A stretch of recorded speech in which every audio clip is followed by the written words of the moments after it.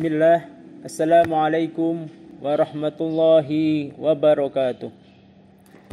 Innal hamdalillah nahmaduhu wa nasta'inuhu wa nastaghfiruh wa na'udzu billahi min sururi anfusina wa min sayyiati a'malina. May yahdihillahu fala mudhillalah wa may yudlil fala hadiyalah. Asyhadu an la ilaha illallah wahdahu la syarikalah wa asyhadu anna Muhammadan abduhu wa rasuluh. Amma ba'd. Anak-anakku sekalian, santri-santri pesantren Islam Al-Irsyad kelas 7 Mutawasithah yang berbahagia. Pertama-tama marilah kita panjatkan puji syukur kita kehadirat Allah Subhanahu wa taala atas banyak nikmat kepada kita sehingga kita masih bisa berjumpa kembali di dalam pembahasan buku pengasuhan pada malam hari ini. Salawat serta salam semoga tercurah kepada junjungan Nabi besar Muhammad sallallahu alaihi wasallam. Anak-anakku sekalian, kelas 7 Mutawasithah yang berbahagia. Jumpa lagi dengan saya di sini dalam pembahasan buku karakter muslim. Dalam buku pengasuhan membangun karakter muslim. Kali ini kita sudah sampai di pertemuan ke-23. Antum bisa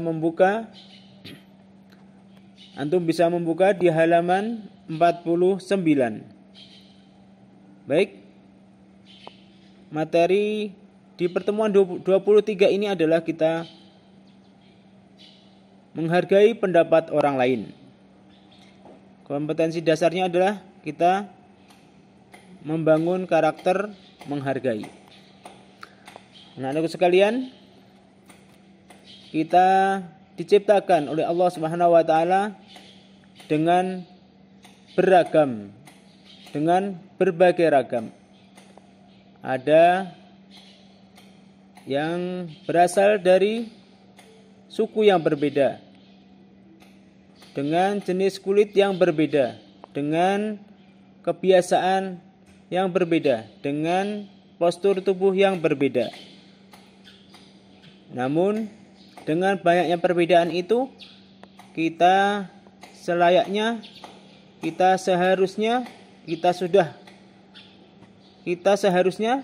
saling menghargai. Dalam hal ini kita menghargai pendapat orang lain juga. Karena kita antara satu dengan yang lain pasti dalam benak kita, dalam pikiran kita berbeda-beda. Dalam pandangan kita pasti berbeda-beda pula. Oleh karena itu, kita sudah selayaknya untuk menghargai pendapat orang lain. Rasulullah Shallallahu Alaihi Wasallam bersabda, yang artinya, bukanlah termasuk golongan kami siapa saja yang tidak menghormati orang yang lebih tua, menyayangi yang lebih muda, dan mengenal hak alim kita. Kita belajar. Kita harus banyak belajar dalam hal menghargai pendapat orang lain. Kita harus banyak belajar bahwa orang lain tidak bisa kita samakan. Kita harus banyak belajar untuk mengakui ataupun menerima pendapat orang lain. Kita harus belajar pula untuk tidak memaksakan pendapat. Kita harus menghargai pendapat orang lain. Berbeda pendapat adalah hal yang wajar dan boleh-boleh saja. Akan tetapi yang perlu diperhatikan adalah kita tetap menghargai dan menghormati pendapat orang lain. Tentunya pendapat yang berseberangan dengan kita. Kita harus menghargainya. Karena dengan menghargai pendapat orang lain itu akan tercipta suasana yang kondusif dan terhindar dari perpecahan. Sebagaimana kita lihat di akhir-akhir ini, sebagaimana kita perhatikan di media-media di akhir-akhir ini, banyak sekali berbagai macam pendapat yang berbeda-beda. Mereka akhirnya berdebat, mereka akhirnya saling mencaci, mereka saling mencela. Akhirnya timbullah keresahan di masyarakat, timbullah perpecahan di kalangan masyarakat. Anak-anakku sekalian, konteks dalam menghargai pendapat orang lain, di sini kita tidak usah jauh-jauh. Kita kembali di lingkungan kita. Kalau sekarang antum dalam masa pandemi ini di rumah, kita tanamkan menghargai pendapat ini di lingkungan keluarga kita.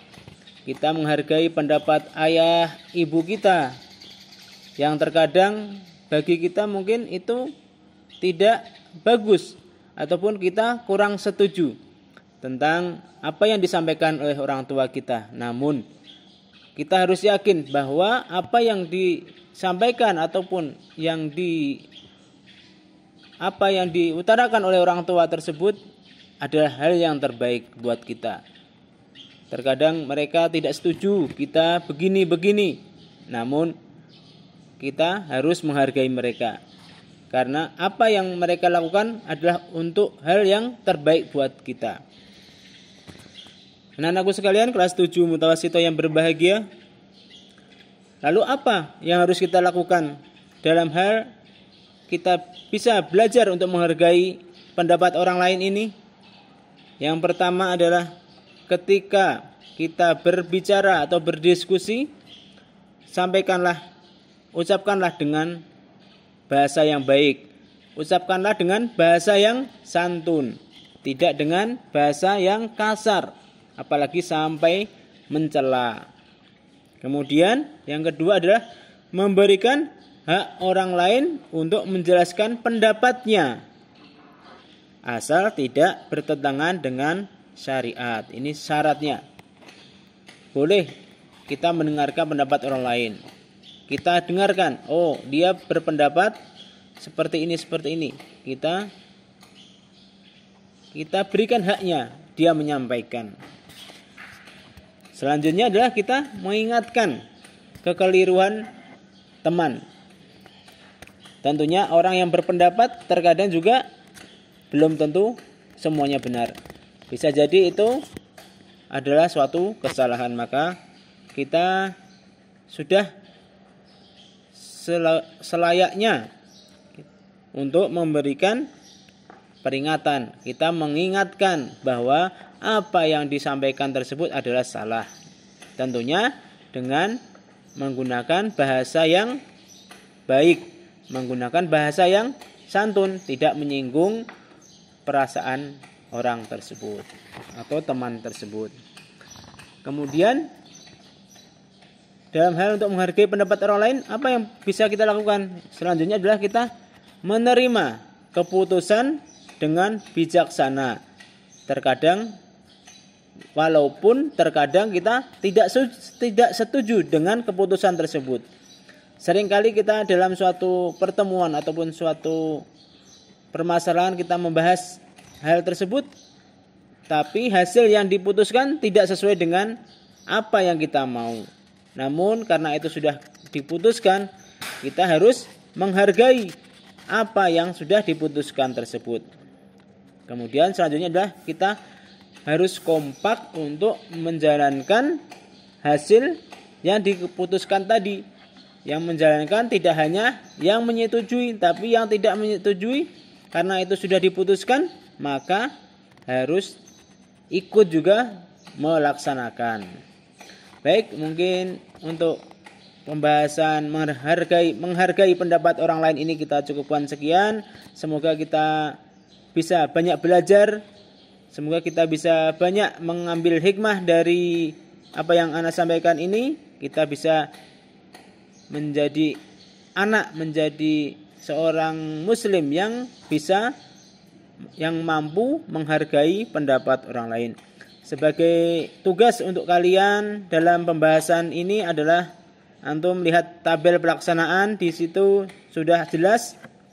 Antum silahkan diisi tabel-tabel yang telah disediakan. Mungkin itu saja. Kurang lebihnya saya mohon maaf. Mari kita tutup materi kita dengan doa kafaratul majlis. Subhanakallahumma wa bihamdika asyhadu an la ilaha illa anta astaghfiruka wa atubu ilaik. Wassalamualaikum warahmatullahi wabarakatuh.